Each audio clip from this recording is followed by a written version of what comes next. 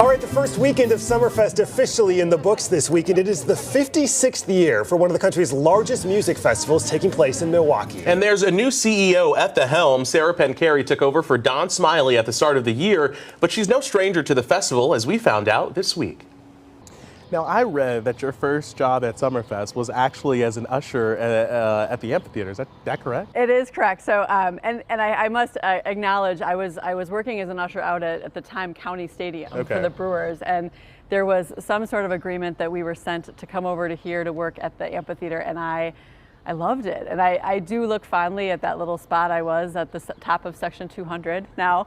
And I visit it every year, often more than once. But really, and it just gives me a great appreciation for how many people it takes to do this. And you've also worked under two very long-time presidents here as well. Now you're leading the organization as the president. I'm curious, what are some of your plans for the future? You know, we have seen an incredible interest in the festival park. So between 2019 and 2023, we saw an increase of 80% in the total number of events. So that means, of course, Summerfest and our ethnic and cultural festivals, but as well as more concerts at the American Family Insurance, more concerts out at Summerfest at the BMO Pavilion. We really see that this special parcel, this important piece of land for Milwaukee, continues to serve its purpose to provide opportunities to gather and celebrate the arts. And it's not just the impact for Milwaukee. I mean, $318 million economic impact for the state of Wisconsin. It's incredible. You know, what we do here and the jobs we provide, the direct impact of Summerfest. Last year, $263 million across all the events for economic impact. That's $1 billion every 4 years. And it's what we have come to know as a Milwaukee Summer. So we really take that charge very seriously and feel like it's an important contribution to the overall tourism ecosystem, which we know continues to grow and be really an important part of Milwaukee's economy. Talk to me about booking guests, that process, and how you're really staying competitive in this ever-changing landscape.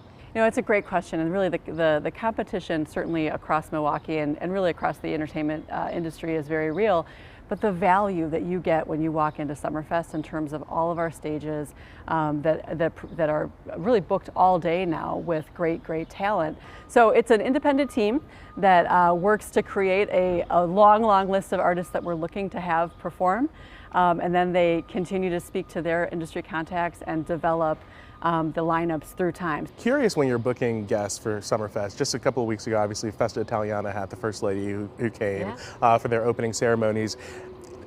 Kind of drew some protesters. They were removed at a time. Is that something that you ever think about politically when you're booking guests, or is it something that you don't even think about when you're inviting people to come here to Summerfest? Well, you know, our charge is really to offer a wide variety of entertainment. So for us, it really is about how many genres can we hit, how many different artists can we host here, and as we think about putting those lineups together, it's really making sure that we're able to be true to the secret sauce of Summerfest, which is that diversity across the board.